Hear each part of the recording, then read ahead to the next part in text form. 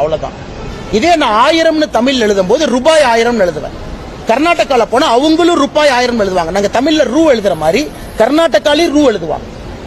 ஒரு மாநிலத்திலையும் அந்தந்த மொழி என்ன இருக்கோ தாய்மொழியினுடைய முதல் வார்த்தையை நீங்க பயன்படுத்தலாம். நான் சொல்வது ரூபாய் சிம்பிளையே நான் ரீப்ளேஸ் பண்ணிட்டு ஒரு டீ கடையில காஃபி 20 ரூபாய்க்கு விற்கிறோம்னா இந்த ரூபாய் சிம்பிள் இருக்காது, ரூ இருக்கும். அது அனுமதி இல்லை. இது காலங்காலமா எழுதுறோம். 2010க்கு முன்னாடி நம்ம ரூபாய் எழுதணும். இவங்க பண்றது அதை ரீப்ளேஸ் பண்றாங்க. அதாவது சிம்பிள் ஆஃப் இந்தியன் கரன்சியை ரீப்ளேஸ் பண்ணி நான் ரூ போடுறேன். சரி, இவ்வளவு சொல்றாங்களே, ரூபாய் எங்கிருந்து வந்துச்சா? சமஸ்கிருதத்துல வந்துச்சு. அதை மட்டும் எடுத்துக்குவாங்களா? ஸ்டாலின் சா எங்கிருந்து வந்துச்சு? சமஸ்கிருதத்துல வந்துச்சு. சோ இவங்களுக்கு எங்க தேவையோ சமஸ்கிருதம் வேணும். அப்படின்னா ஸ்டாலின்ங்கிற பேரை எழுதக்கூடாது, வேற பேரை மாத்தணும். சா எந்த வார்த்தைங்கன்னா சமஸ்கிருத வார்த்தை. எப்படி ஸ்டாலின் தமிழ்ல சா எழுதுவார் சொல்லுங்க? ரூபாய்ங்கிறது ருப்பையா, அடிப்படை சமஸ்கிருதம். அந்த ரூ எப்படி போடுவீங்க? அது தமிழ் வார்த்தையா? தமிழ் வார்த்தையா ரூபாய்ங்கிறது? இல்லை. அதனால இவங்களுக்கு வேண்டும்.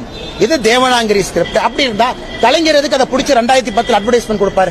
மேல இருந்து கலைஞர் என்ன சொல்லுவாருன்னா, மகனே நான் ஒரே நாடு ஒரே தேர்தல் கேட்டா நீ வேண்டாங்கிற, மகனே நான் ரூபாய் சிம்பிள் வேண்டுனேன் நீ வேண்டான, ஏன் மகனே அப்படி பண்றேன் மேல இருந்து கலைஞர் ஐயாவே சொல்லுவார்.